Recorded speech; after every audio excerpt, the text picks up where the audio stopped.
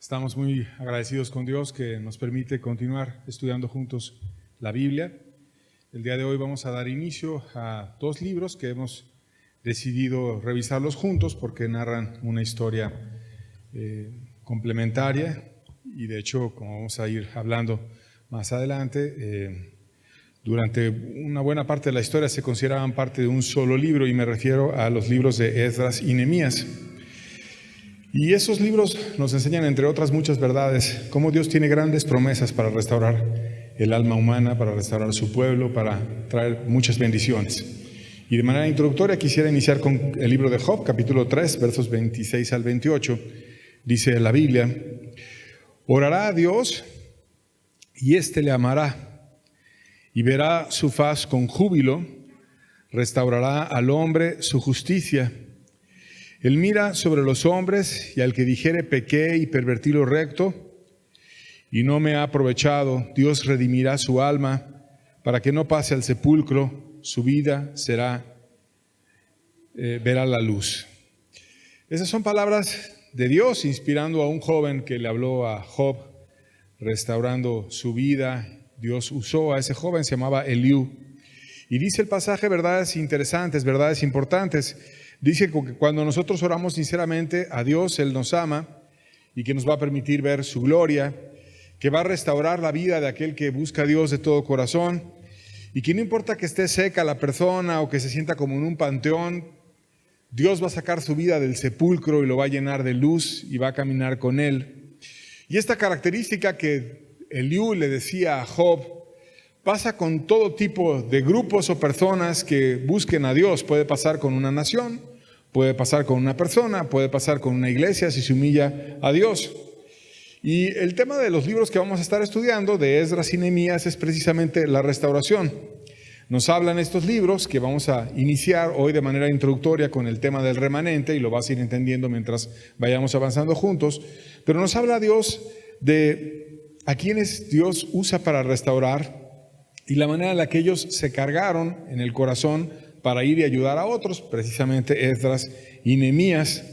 Y son muy útiles para poder entender verdades que nos puedan ayudar a restaurar nuestras vidas, que podamos restaurar nuestras familias y que podamos aprender muchas cosas de la Biblia. Hoy vamos a estar hablando la introducción a los libros y el llamado de Dios a regresar. Y bueno, recordando los libros de Reyes y Crónicas que estuvimos estudiando previamente, terminaron realmente en el exilio de Israel para con Asiria y también de Judá para con Babilonia. Y entonces se acabó literalmente la nación de Israel en su tierra. Pero Dios le siguió hablando a aquellos que sobrevivieron al juicio, que fueron llevados a Babilonia. Dios les siguió hablando y les dio instrucciones para su bien. Vamos a ver un poquito qué es lo que pasó en Babilonia de manera introductoria para que podamos tener como un puente histórico de qué fue lo que pasó entre el liderazgo de los reyes y la restauración que Dios trajo posteriormente cuando ellos venían de regreso de Babilonia.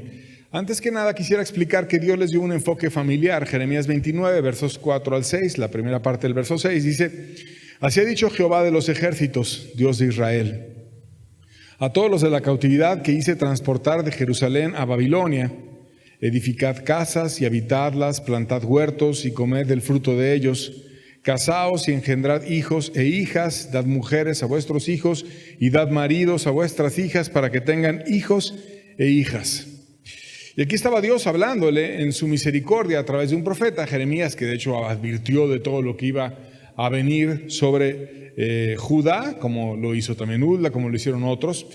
Y les dice: mira, vayan allá y vivan y edifiquen un lugar para su familia, un lugar para vivir, un lugar donde tengan que comer, donde puedan tener alimento, donde puedan ver por sus casas, levanten nuevas familias, den a sus hijas en matrimonio, den a sus hijos en matrimonio, construyan una siguiente generación que me ame, que disfrute, que esté viviendo en Babilonia. De alguna manera les explicaba Dios. Y además de darles ese enfoque familiar, de dedicarte a cuidar tu casa, les dio un enfoque de bendecir a la ciudad en la cual ellos serán transportados. Jeremías 29, verso 6, la segunda parte, y 7, dice: y multiplicaos ahí y no disminuyáis, Procurad la paz de la ciudad en la cual los hice transportar, rogad por ella, porque en su paz tendréis vosotros paz. O sea, estaba Dios enseñándoles, ve, bendice tu familia, bendice la ciudad, dedícate a servir a los demás, crece, no vayas a menos y ve a más. Y esa instrucción de crecer, de progresar, de ir adelante, es algo que Dios la da a su pueblo y que nos instruye la Biblia a que nosotros crezcamos en calidad en nuestros corazones y también en cantidad y en bendición, porque si no vamos hacia arriba, nos secamos, nos morimos y perdemos nuestra oportunidad. También Dios les dijo con toda claridad proféticamente cuánto tiempo iban a estar en Babilonia. Jeremías 29, verso 10, seguimos leyendo, dice: porque así dijo Jehová, cuando en Babilonia se cumplan los 70 años, yo os visitaré y despertaré sobre vosotros mi buena palabra para haceros volver a este lugar. Entonces Dios, que todo lo conoce, y que finalmente cuando ellos regresaran de Babilonia era porque Dios les iba a dar la gracia para regresar de aquel lugar, les dijo exactamente el periodo. Ustedes van a estar 70 años en aquella nación y después van a regresar. Yo les voy a extender mi mano y van a poder regresar. Entonces Dios quería que una futura generación, no aquellos que fueron transportados a Babilonia, sino una futura generación fuera la que regresara a esa tierra prometida. Entonces pasa todo, pasa el cumplimiento del juicio sobre aquellos que habían sido rebeldes, habían sido necios, pero también en la misericordia y en la ira y en el juicio Dios se acordó de ellos, y cuando ellos empezaron a rectificar, a cambiar, como vimos algunas historias en la parte final del libro de Reyes, de personas que cambiaron, que rectificaron y que Dios tuvo su gracia y les ayudó y les bendijo y los empezó a levantar también. Y bueno, es interesante que durante ese periodo en Babilonia hubo personajes muy usados, que verdaderamente buscaron el bien familiar y buscaron el bien de la ciudad y el bien de su pueblo. Por ejemplo, la historia de Daniel, que viene en el libro de Daniel, lo vamos a mencionar solamente como un ejemplo, pero él fue una persona que fue guía de su pueblo. Milagrosamente interpretó un sueño de Nabucodonosor que nadie había podido interpretar, y él lo pudo interpretar, y además le dijo el sueño y le dijo la interpretación. Y se encontró que en Daniel había una sabiduría superior a la de todos los contemporáneos, y Dios lo levantó, lo usó, se quedó sorprendido el emperador con él y lo empezó a empoderar muchísimo. Dios prosperó mucho a Daniel y le hablaba y bendecía aquella ciudad y predijo lo que le iba a pasar al imperio. Habló de Babilonia, habló de quién iba después a venir, de Persia, habló de Grecia, habló de Roma, y tal cual lo dijo Daniel, exactamente así fueron levantándose los imperios uno tras otro. Históricamente quedó todo comprobado, aquellas predicciones que dijo Daniel. Por lo tanto era un verdadero profeta, no era un hablador, era una persona que Dios usaba y le compartía el futuro, porque delante de Dios están todos los tiempos.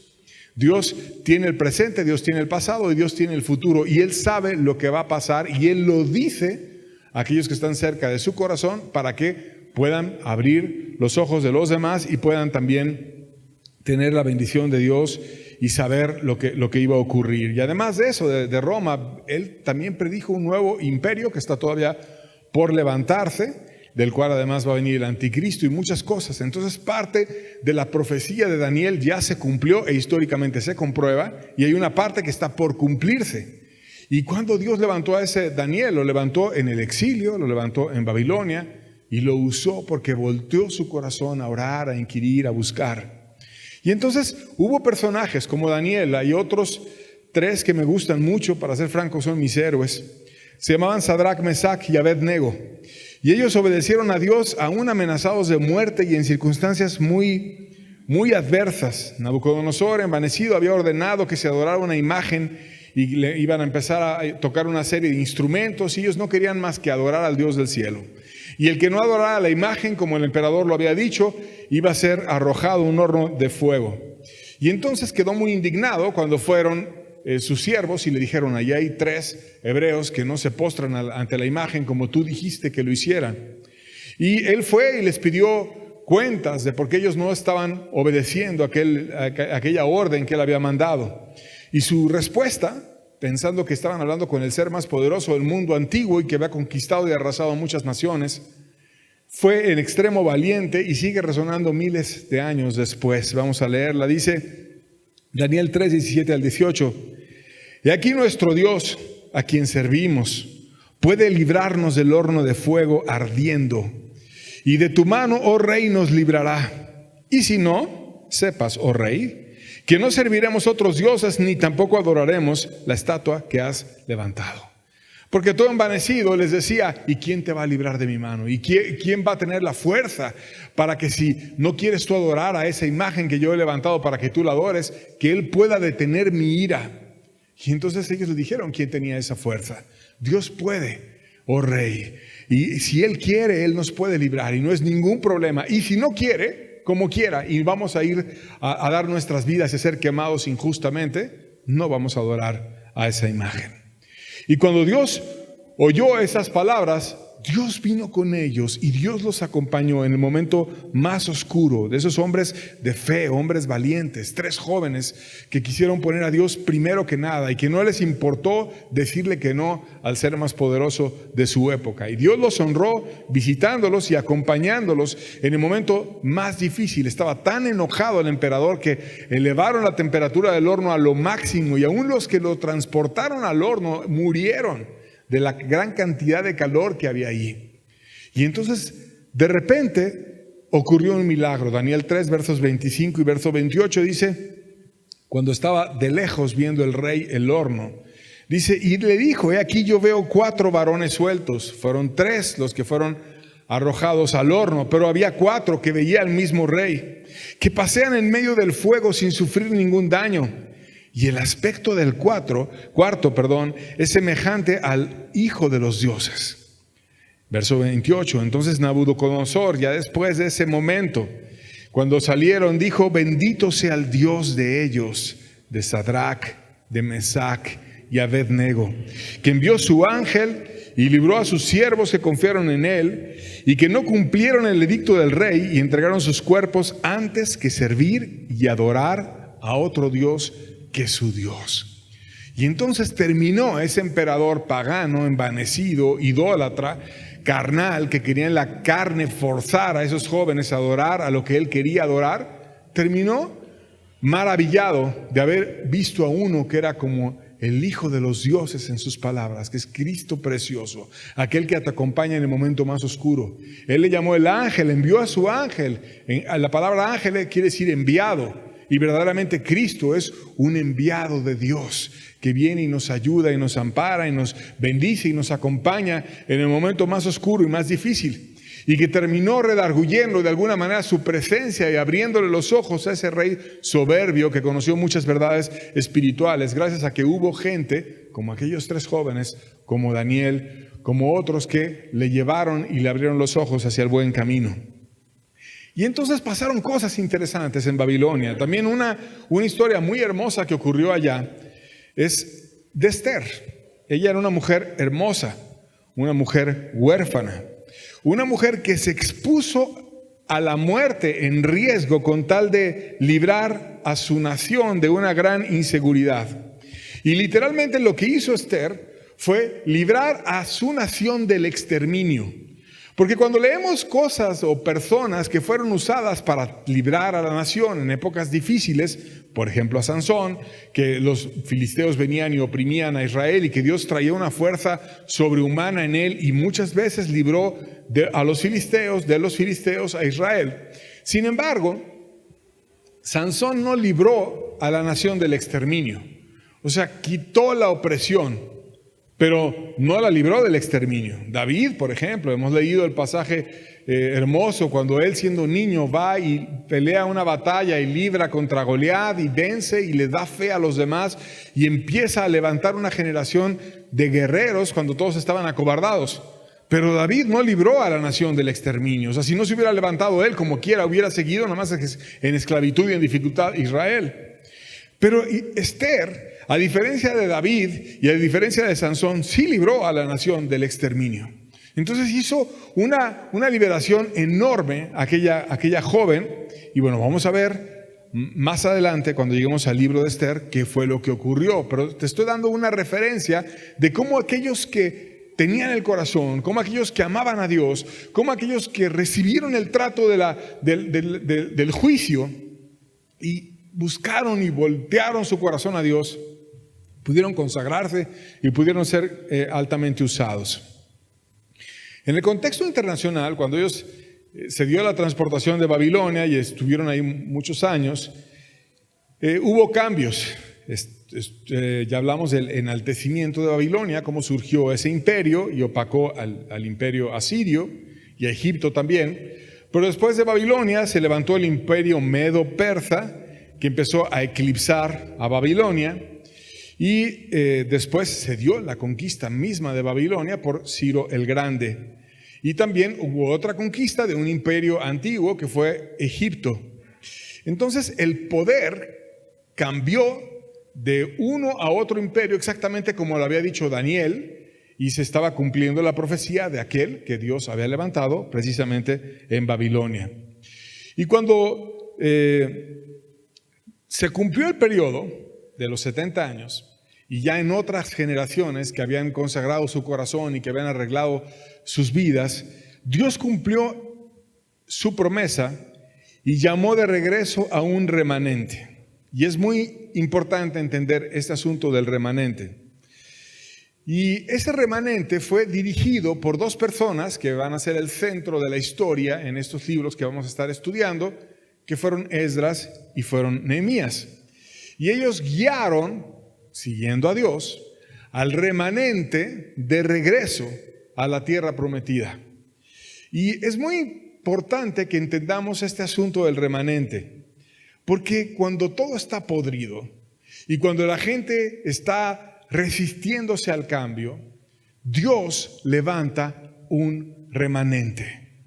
Y eso lo hizo muchas veces en la historia. Por ejemplo, estaba Noé y su familia en el mundo antes del diluvio. Y Noé era pregonero de justicia y le decía a la gente que se convirtiera, que se volviera a Dios, pero ellos se endurecieron y no quisieron. Entonces Dios salvó al remanente, aquellos que tenían un corazón consagrado, que fueron Noé y su familia, fueron al arca con los animales, etcétera, guardó la creación, y los demás cayeron en el juicio. Pero no fue el juicio para todos. Dios sacó al remanente. También cuando estaba Israel en Egipto y estuvo un periodo bendiciéndolos y tuvo personas que hicieron mucho por Israel, por ejemplo José, que fue alguien muy importante, que les salvó de grandes hambrunas, y así como él hubo otros muchos, y estuvieron bendiciendo a los egipcios, pero como quiera, no quisieron, se endurecieron, querían seguir en sus maldades, hicieron actos terribles como mandar a matar a todos los niños hebreos. Ok, entonces Dios saca al remanente. Dios saca a Israel de Egipto. Ahí tiene la historia de Lot y de su familia, que ellos vivieron cerca de Sodoma y de Gomorra, ciudades muy paganas. Y dice la Biblia que Lot era justo, porque en el Nuevo Testamento se refiere a él como el justo Lot.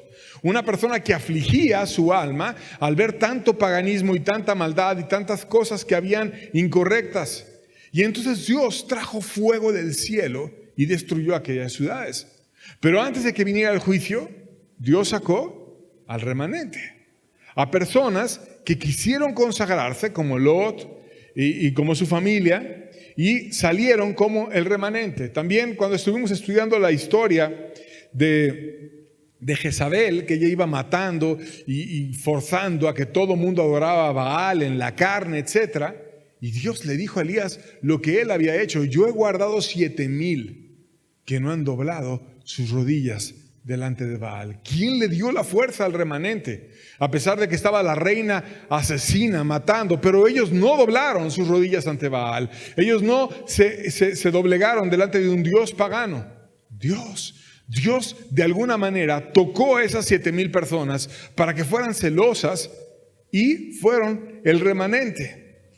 Entonces, ahora Dios llamaba de regreso a aquellos que se habían consagrado, aquellos que habían visto sus maravillas, aquellos que habían aún prosperado en Babilonia, pero que estaban llamados de regreso para volverlo a adorar y volverlo a conocer de una manera más decidida y proclamar el nombre de Dios en el mundo. ¿Y quiénes eran ellos? Los exiliados de Babilonia y después del imperio medo-persa, que venían de regreso a su nación guiados por Esdras y Nehemías, que eran el remanente. ¿Por qué es importante este asunto del remanente? Porque lo mismo pasa en nuestra época. Ahora hay mucha gente en tibieza. La apostasía en la iglesia ha llegado. Y de hecho es una señal de los últimos tiempos que Cristo no va a regresar si no viene antes la apostasía. Y entonces hay muchas personas que se llaman entre comillas cristianas, pero que el corazón ya está lejos, que ya sacaron a Cristo de la iglesia. Por eso Él reprende la iglesia del último tiempo, la iglesia de la Odisea, y le dice: he aquí yo estoy a la puerta y llamo. Si alguno oye mi voz, voy a tener comunión con Él, voy a entrar, voy a compartir con Él la cena, voy a ir a su familia, pero ya no estoy adentro, estoy a la puerta. Si alguno oye, ¿qué está haciendo Cristo en el tiempo final? Llamar al remanente. No se va a salvar todo el mundo, no se van a salvar todas las iglesias, no se va a salvar toda la gente, sino aquel que quiere ser sensible a lo que Cristo llama y quiere ser parte del remanente. Este asunto del remanente en toda la historia Dios lo ha utilizado. ¿Quién es el remanente entonces? El remanente es un grupo de personas que se apoyan en la gracia de Dios, en las que todavía hay vida. Aunque exista una apostasía terrible, pero todavía hay vida en esas personas. La gracia de Dios actúa en el remanente. Y este concepto debe estar claro porque Dios te llama a ser parte del remanente. Dios te llama a venir a su iglesia. Dios te llama a levantar un remanente y ser parte de Él y adorarlo y conocerlo y amarlo.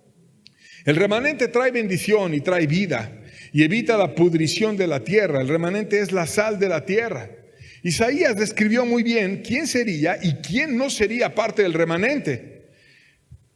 Por ejemplo, dice Isaías que en la parte podrida iban a venir juicios. Vamos a entenderlo. Isaías 1, versos 7 al 8 dice: vuestra tierra está destruida, vuestras ciudades puestas a fuego, vuestra tierra delante de vosotros comida por extranjeros y asolada como asolamiento de extraños. Y queda la hija de Sión como enramada en viña y como cabaña en melonar, como ciudad asolada. Aquí está diciendo cómo iban a quedar ellos: desolados, secos, muertos. Iban a venir extraños e iban a tomar su tierra. Se acabó todo y exactamente como lo dijo Isaías, que era un verdadero profeta, ocurrió. Ellos nunca pensaron que iban a ser vencidos y fueron vencidos, y ocurrió como lo dijo Isaías, Jeremías y otros muchos.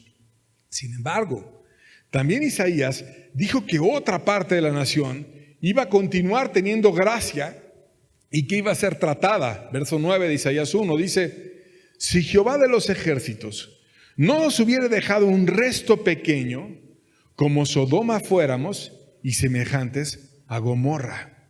¿Qué está diciendo aquí Isaías? O Dios a través de Isaías. Hay un resto pequeño.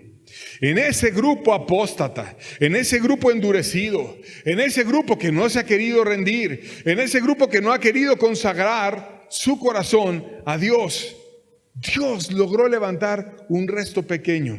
Y ese resto pequeño, un remanente, una partecita donde había vida, donde no estaban llenos de formas, donde no estaban llenos de tibieza, llenos de soberbia, llenos de muchas cosas, sino había vida y Dios trataba con ellos. Ellos eran el remanente en la época de antaño. Y así Dios quiere levantarte a ti y a mí y a todos para que seamos parte del remanente en una época muy, muy desviada. Eso pasa entonces con cualquier persona o grupo. Pasó en una nación como en el caso de Judá. Unos estaban podridos, fueron a juicio, quedaron asolados, quedaron terribles, y otros recibieron misericordia, como Jeremías, como después Daniel, como Esther, que fueron ayudados por Dios y fueron levantados y bendijeron y evitaron que todo se pudriera y todo muriera. Fueron la sal de la tierra. Ayudaron al emperador, ayudaron a que su nación no fuera exterminada como lo hizo Esther, y bendijeron. Ellos fueron el remanente, aquel grupo de personas que se consagraron a Dios. Y eso pasa en una nación, como en el caso de Judá, o pasa también en un movimiento religioso que se desvía, y Dios de repente les empieza a hablar a los que son sensibles. A una iglesia, por ejemplo, le habla y les dice que dejes la tibieza, que te arrepientas, que cambies. Pero si no quieren ser sensibles, si quieren estar envanecidos, si quieren seguir siendo parte de un molde inadecuado, entonces Dios llama: salid de ella, pueblo mío, para que no seáis partícipe de sus pecados, y llama al remanente a unirse, llama al remanente a estar cerca de Él. ¿Por qué pasa esto? Porque Dios trata con quien quiere ser sensible y nunca va a rebajar la verdad que Él tiene para esperar por todos los siglos al que está endurecido y no quiere cambiar. Porque ya recibió la verdad y porque no quiere doblegarse ante esa verdad, y entonces Dios no rebaja su palabra. No empieza a bajar su estándar para que entre aquel que está inadecuado, que está rebelde, que está envanecido, que está ciego y que hace cosas absurdas pero que ni cuenta se da. No, Dios no lo rebaja. El estándar de Dios está correcto. Dios todo lo hace bien. Entonces, o la persona entra en el estándar, o simplemente Dios la deja de llamar. ¿A quién llama entonces? Al remanente, al que de ese grupo quiera volverse a Dios. Y dentro del grupo de la nación de Judá hubo un remanente que hicieron un viaje de regreso varias generaciones después, 70 años después, desde Susa, que era la capital del reino, y que recorrieron más o menos entre 1.300 y 1.600 kilómetros. Imagínate venir caminando una distancia tan larga, 1.300 o 1.600 kilómetros, aunque vinieras a caballo o en una mula o un burro, lo que fuera, es algo muy largo. El remanente tenía que estar dispuesto a hacer lo que fuera, lo que Dios le pidiera, a poner en primer lugar el reino de Dios, a estar dispuesto a dar el paso y consagrarse para Dios e ir a aquello a lo cual Dios los llamaba. Eran personas consagradas, porque ya les había ido bien en Babilonia, porque ya tenían sus huertos, ya tenían sus casas, tenían prosperidad. Hubo hebreos que tuvieron puestazos en gobierno, como fue por ejemplo Daniel, como la misma Esther, que tenía mucha influencia, la reina Esther, etc. Pero Dios les llamaba de regreso. No a quedarse en aquel lugar, sino a ir y adorarlo y a levantar una nación de nuevo, resucitada de las cenizas. Y esa historia Dios nos las muestra en los libros de Esdras y de Nehemías. El libro de Esdras fue escrito por Esdras, que fue sacerdote, que su nombre quiere decir Dios ayuda, y que se piensa que él fue el autor del libro porque escribe entre primera persona en ocasiones y también en tercera persona, o sea, como que a veces da su testimonio y a veces lo escribe como si fuera un narrador. Este libro hace énfasis en la reconstrucción del templo y es un paralelismo perfecto para que nosotros podamos tener el énfasis en reconstruir nuestra adoración a Dios. Porque ellos fueron y viajaron 1.600 kilómetros para tener un lugar donde poder adorar a Dios. ¿Qué tan dispuestos estamos nosotros a dar pasos para hacer lo que sea? Y a ir y adorar a Dios y proclamar que otros vengan y le adoren. Esdras fue usado porque tenía un corazón vuelto a Dios. Vamos a ver las características de Esdras. Esdras 7:6 dice: Esdras subió de Babilonia. Era escriba diligente en la ley de Moisés, que Jehová, Dios de Israel, le había dado. Y le concedió el rey todo lo que pidió, porque la mano de Jehová su Dios estaba sobre Esdras. Era una persona osada, una persona que iba y hablaba a nombre de su pueblo con el rey, que sabía relacionarse con las personas inconversas, paganas, pero que él iba y les hablaba para conseguir lo mejor para su nación. Y Dios lo prosperaba. Dios le daba esa gracia. Sabía él tratar con la gente que no era creyente y buscar lo mejor para su nación. Y también era una persona que era escriba diligente, le interesaba estudiar la Biblia, estaba diligentemente leyendo la ley de Moisés, estaba orando, estaba buscando y buscaba el favor de Dios, y después de buscar el favor de Dios iba con los hombres y Dios se lo concedió, y de esa manera permitió que Esdras fuera usado para que la nación viniera de regreso a su tierra. Pero no fue solo Esdras. También estuvo Nehemías. Y Nehemías, que viene su historia en el libro de Nehemías, está escrita a manera de diario por el mismo autor. Su nombre quiere decir reconfortado por Dios. Es un personaje importante, un personaje que llegó a tener mucho poder. Era copero del rey y a veces no se entiende eso de que era copero, pero era una persona de alta confianza para el rey. Era una combinación de varios cargos que tendrían un paralelismo en nuestra época. Por ejemplo, hacía él lo que un primer ministro hace, hacía lo que un guardaespaldas hace, hacía lo que el jefe de un equipo de seguridad al servicio del rey hace el día de hoy, y hacía lo que hace un gobernante. Entonces tenía muchos roles de poder Nehemías. Era alguien en quien el rey confiaba tanto que su propia vida dependía de él, y un descuido en cualquier falla que tuviera Nehemías era peligroso. Por lo tanto, debió haber sido una persona celosa y que estaba buscando lo mejor para el rey. Nehemías era un hombre de oración. Nehemías 1, versos 3 y 4, lo leemos juntos, dice: y me dijeron, el remanente, los que quedaron de la cautividad allí en la provincia, están en gran mal y afrenta, y el muro de Jerusalén derribado, y sus puertas quemadas a fuego. Cuando oí estas palabras, me senté y lloré, e hice duelo por algunos días, y ayuné y oré delante del Dios de los cielos.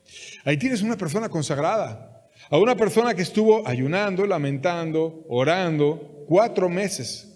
Era una persona perseverante que no soltaba la carga, y que Dios incluso nos deja ese corazón de Nehemías a nosotros como un ejemplo de alguien que era intercesor, que era sensible a la carga, que la entendía, que la oía, que la llevaba en su corazón y que estaba dispuesto a pagar el precio.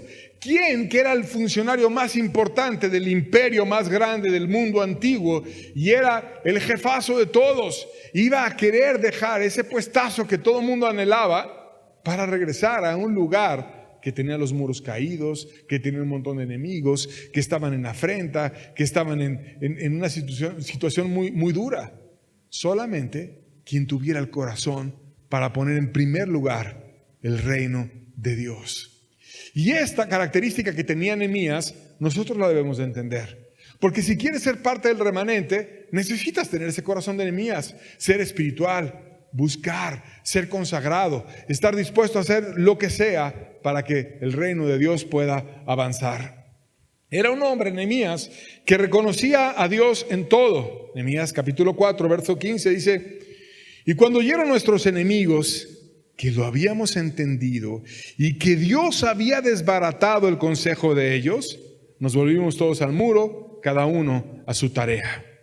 Aquí Dios nos enseña cómo era ese hombre Nehemías.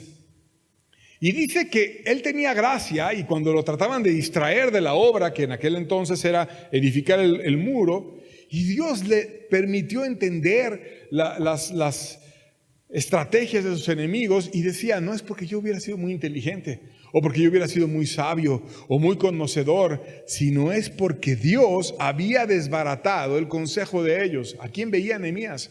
Veía a Dios. No veía: es que yo tengo palancas con el rey, es que yo tengo dinero, es que yo tengo lo otro. No, él veía que Dios lo bendecía y que Dios lo ayudaba. Y Jesucristo dijo que los puros de corazón ven a Dios. Y Nehemías era puro de corazón. En todo momento veía a Dios. En las dificultades veía a Dios. Y siempre estaba con los ojos puestos en Dios. El verdadero despertador de todo, sin embargo, y hay que dejarlo claro, no fue Esdras y no fue Nehemías. Tampoco fue Jeremías, que habló que iban a venir de 70 años. No, el verdadero despertador de toda esa nación fue Dios. Y Él usó a Esdras, a Nehemías, Él le compartió a Jeremías lo que iba a pasar, Él le compartió a Isaías lo que iba a pasar con el remanente y demás, pero el que hizo el verdadero llamado es Dios. Esdras 1, versos 1 al 2, lo vamos a leer, dice: en el primer año de Ciro, rey de Persia, para que se cumpliese la palabra de Jehová por boca de Jeremías, despertó Jehová el espíritu de Ciro, rey de Persia, al cual hizo pregonar de la palabra y también por escrito por todo su reino, diciendo: así ha dicho Ciro, rey de Persia: Jehová, el Dios de los cielos, me ha dado todos los reinos de la tierra y me ha mandado que le edifique casa en Jerusalén, que está en Judá. Dios pone reyes y Dios quita reyes. Y Dios puso ese Ciro, y él, que es el Señor de toda la tierra, le dio una orden a ese Ciro y le dijo: yo te mando a ti que tú vayas y edifiques casa para que me adoren en Judá. ¿Quién lo hizo? ¿Quién despertó a un rey que no tenía ni siquiera gran conocimiento de Dios, pero que él vino y se manifestó y le dio una orden y fue sensible y fue obediente? Dios. Dios usó a ese rey para traer a su pueblo de regreso. El gran avivador es Dios. Y nosotros necesitamos que la voz de Dios nos llame a ser parte del remanente, que haya una mayor espiritualidad de nosotros, que busquemos el corazón de Dios y nos consagremos a Él y seamos de Él. Dios despertó a Esdras, Dios despertó a Ciro, Dios despertó a Nehemías, y Dios despertó al remanente y Dios unió al remanente. Esdras capítulo 2 verso 64 dice: toda la congregación unida como un solo hombre era de 42,360. Eran miles de personas, pero dice la Biblia que estaban unidos, eran como uno solo, como un solo hombre, estaban en un solo propósito. Vinieron 1,600 kilómetros, viajaron y estaban consagrados a Dios y eran uno. La iglesia está llamada a ser una, no a ser una parte tibia y una caliente, a ser una, con una sola calidad, con un solo corazón, a ser de Dios y estar consagrada totalmente a Él. El propósito de ese llamado era que Dios fuera conocido por ellos y que fuera proclamado en el mundo. Esdras capítulo 3 verso 11 dice: y cantaban alabando y dando gracias a Jehová y diciendo: porque Él es bueno, porque para siempre es su misericordia sobre Israel. Y todo el pueblo aclamaba con gran júbilo, alabando a Jehová, porque se echaban los cimientos de la casa de Jehová. Qué momento tan emotivo, qué momento tan especial, cuando viajaron muchos kilómetros, cuando dejaron sus riquezas, cuando vinieron a tener problemas en aquel lugar, pero finalmente estaban adorando, estaban alabando, y en ese lugar donde no quedaba nada más que ruinas, empezaron a levantar de nuevo los cimientos del templo para volver a construir un lugar donde yo pueda adorar a Dios. Y Dios estaba ahí, y Dios se manifestaba, y Dios los consolaba, y Dios se revelaba a ellos, y ellos estaban cantando, no estaban amargados, estaban alabando, estaban dando gracias a Dios, cantándole y diciéndole: Dios, para siempre es tu misericordia para con Israel. La historia de ese remanente que vino de tan lejos a Israel de nuevo a edificar el templo, tiene un énfasis mesiánico. Porque ¿cómo iba a venir el Mesías que estaba prometido si no iba a haber nación para que él pudiera visitarla? ¿Cómo iba a venir a enseñar al templo si no había templo y estaba totalmente en ruinas? Y Dios, aunque es espíritu y puede morar en las personas que sean sensibles, y antes lo hacía con los dirigentes, con los reyes, que eran con un corazón adecuado, los que no, obviamente no, o con los profetas, y ahora lo puede hacer con cualquiera que se humille y quiera ir a buscarlo de todo corazón. Él quería venir a morar a una casa que ellos hicieron gran esfuerzo para edificarle y poder ir ahí y encontrarse con Dios. Y eso que ellos hicieron para edificar esa casa para Dios, nos toca a nosotros hacerlo para edificar nuestra casa para Dios, que es nuestro corazón, y arreglarlo y prepararlo para que Él pueda venir y nos pueda arreglar y nos pueda bendecir. El énfasis era que cambió totalmente las circunstancias después de la bendición de Dios, y que Él vino y actuó a través de esos hombres que levantó como el remanente. Nehemías 1:3 dice: y me dijeron, el remanente, los que quedaron de la cautividad, Ahí en la provincia están en gran mal y afrenta, y el muro de Jerusalén derribado y las puertas quemadas a fuego. Fíjate cómo es este versículo totalmente contrastante, porque estamos leyendo el pasado al momento en el que ya estaban edificando el templo, adorando a Dios. Hubo un antes y un después del remanente. Antes eran ruinas y eran dificultad. Ellos buscaron a Dios, fueron usados por Dios. Después era adoración, era bendición, era triunfo. Un antes y un después, porque fueron usados por Dios. El énfasis era que de una nación en ruinas se pudiera levantar una nación adoradora y conocedora del Dios del cielo. Y eso Dios nos llama a ser como parte del remanente. Que de las ruinas y la dificultad, que de los problemas, que cuando no hay nada más que dureza y adversidad, pueda levantarse un verdadero adorador detrás de cada persona que visite Dios por medio de la obra del remanente. Esdras 9:8, leemos juntos, dice: y ahora por un breve momento ha habido misericordia de parte de Jehová nuestro Dios, para hacer que nos quedase un remanente libre y para darnos un lugar seguro en su santuario, a fin de alumbrar a nuestro Dios nuestros ojos y darnos un poco de vida en nuestra servidumbre. O sea, aquí Dios llamó a ese remanente y se concebían a sí mismos como un remanente. Y Dios quiere que nos concibamos como un remanente libre.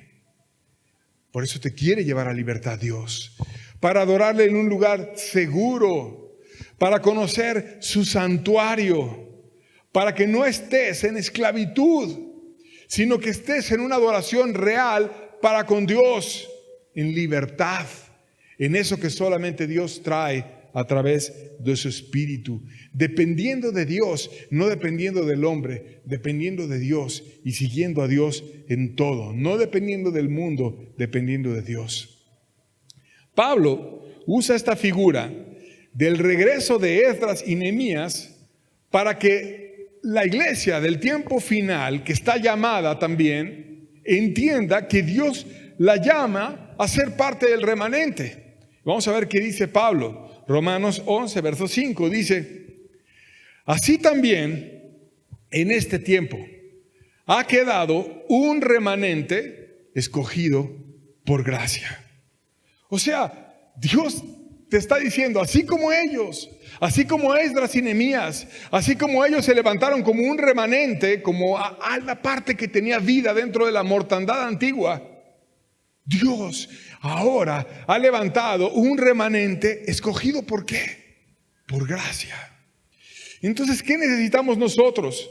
Que la gracia de Dios venga a nuestras vidas, que el favor de Dios sea con nosotros, porque no es porque nos esforcemos mucho, no es porque oremos demasiado, sino es porque Dios venga y nos ayude y nos visita y nos cambie, y porque Él extienda su gracia.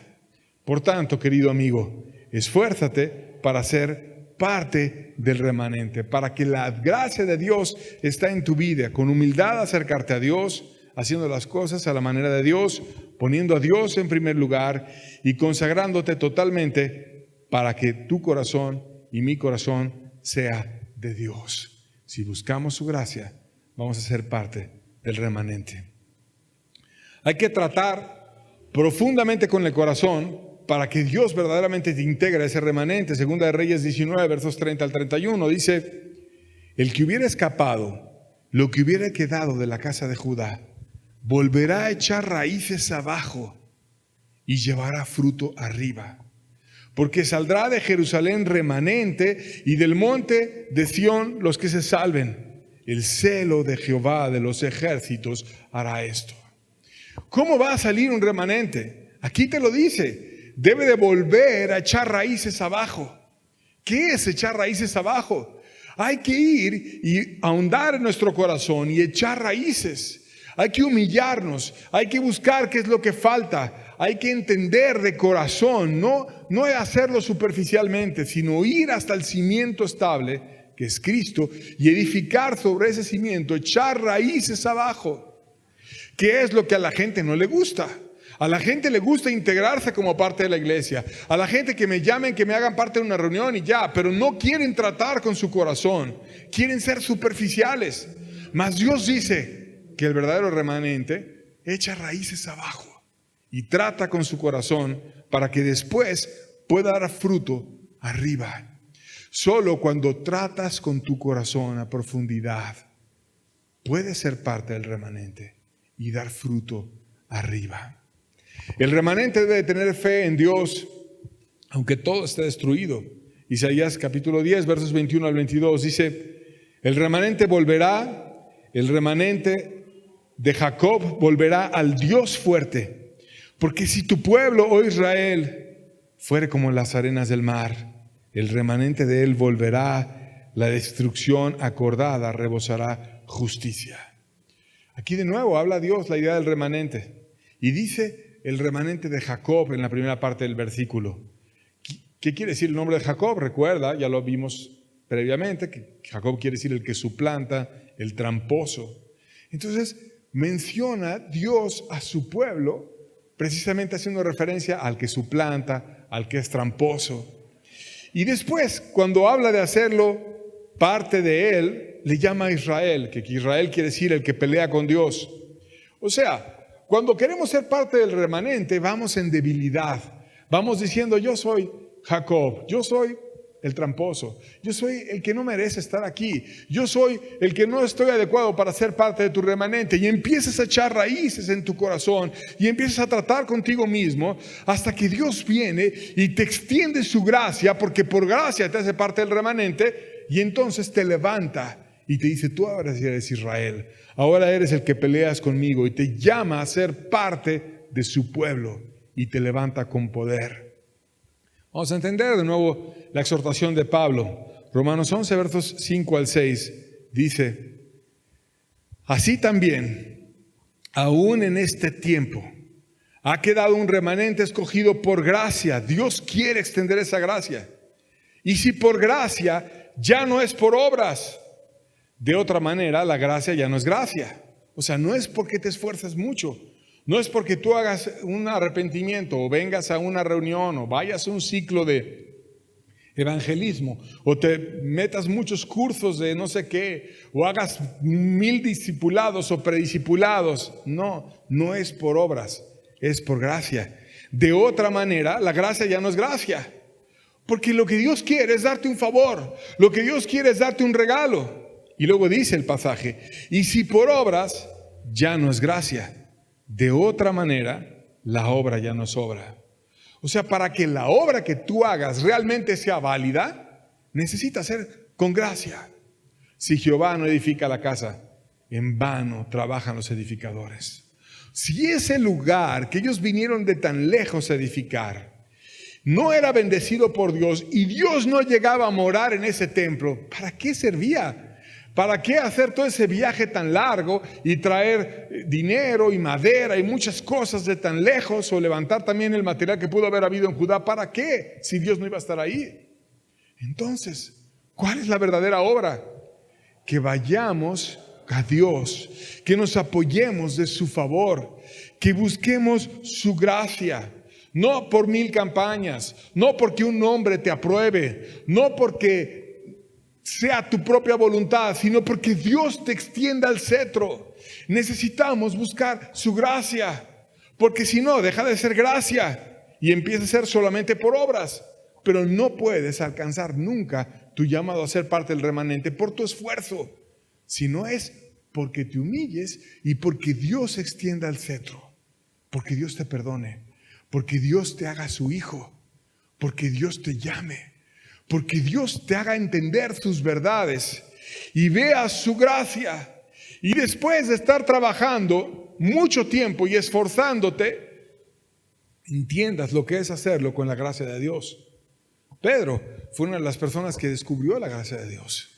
En una ocasión, Jesús lo vio cansado, esforzándose, y le dijo: toda la noche hemos pescado y no tenemos nada. No tenemos nada. Y Jesús le dijo: ve, boga mar adentro y vas a poner tus redes en aquel lugar. Y entonces Pedro le dice, pues ya lo hicimos toda la noche, pero bueno, porque tú me lo dices, en tu palabra, voy a echar la red. Y después de haberlo hecho toda la noche y estar cansado y trabajado y haberlo hecho muy en sus fuerzas, Pedro descubrió la gracia. Fue y buscó peces donde Dios le dijo que los buscara, echó sus redes y vino lleno de peces y pudo hacer grandes cosas y conocer la gracia de Dios.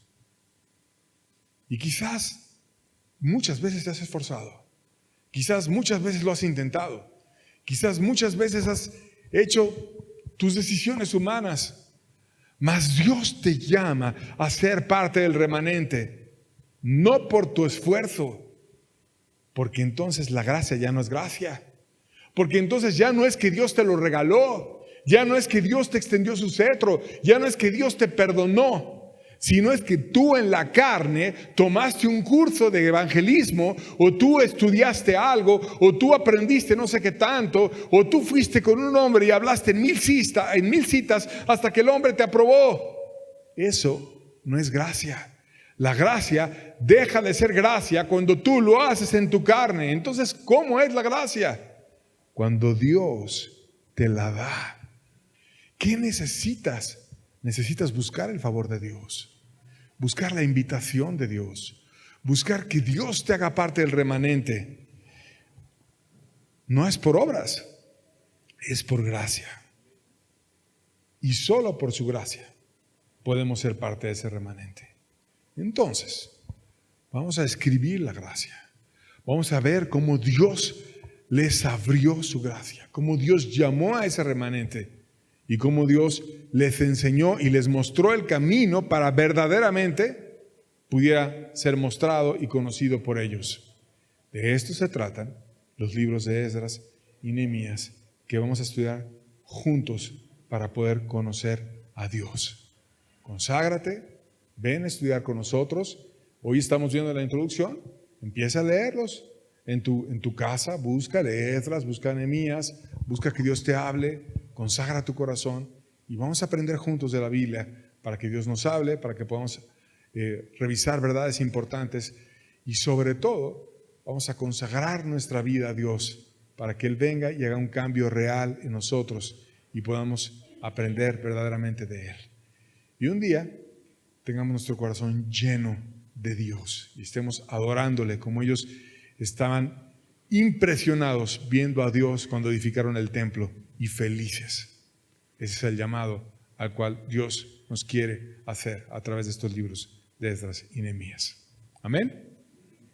Bueno, entonces vamos a echarle ganas, vamos a orar, vamos a prepararnos, vamos a leer y nos vemos el próximo domingo para seguir estudiando juntos estos libros. Dios les bendiga, que tengan buena tarde. Estamos despedidos. Si alguien tiene alguna necesidad, con mucho gusto le ayudamos. Que tengan bonita tarde.